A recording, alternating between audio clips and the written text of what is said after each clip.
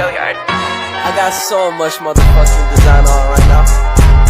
Break it down, bring it back, make it clap. I got 3 old thoughts, new guap, wear that thing. Bitches on my line, and you know.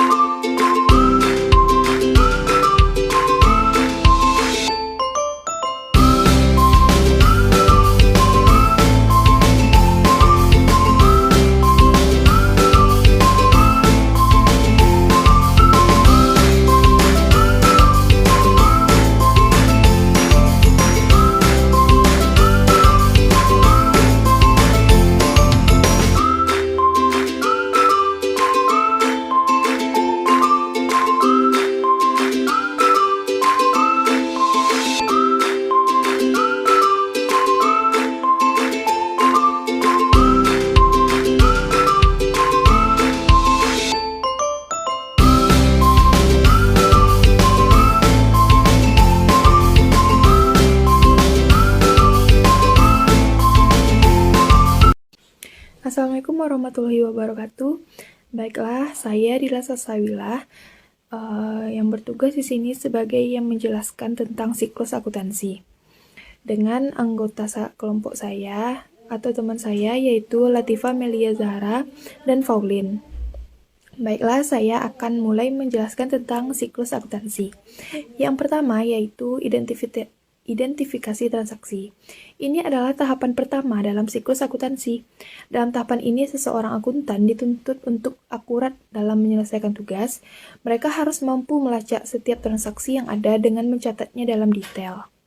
Yang kedua, yaitu menganalisis transaksi. Tahapan selanjutnya yaitu menganalisa. Analisis transaksi untuk memeriksa kembali transaksi yang telah kita lakukan tadi. Hasil analisis akan sangat bermanfaat dalam pengambilan keputusan dan mampu berdampak pada kondisi keuangan perusahaan. Yang ketiga yaitu pencatatan transaksi ke dalam jurnal. Jadi, setelah analisis transaksi tadi selesai, Anda diharuskan mencatatnya ke dalam jurnal atau yang disebut dengan penjurnalan, atau yang biasa kita sebut dengan jurnal umum. Yang keempat yaitu membukukan jurnal tadi ke dalam buku besar. Dalam akuntansi, pasti Anda akan mengenal istilah buku besar yang berisikan semua rekening pembukuan yang merinci beberapa jenis aset. Yang kelima yaitu menyusun neraca saldo sebelum penyesuaian dan jurnal penyesuaian. Langkah berikutnya adalah menyusun neraca saldo. Neraca saldo didapat dari saldo dari setiap akun yang ada dalam buku besar dalam kurun periode tertentu. Lalu nanti kita akan buat jurnal penyesuaiannya. Yang keenam yaitu membuat neraca saldo setelah penyesuaian. Buku neraca saldo yang telah dibuat menjadi dasar dalam tahapan saat ini.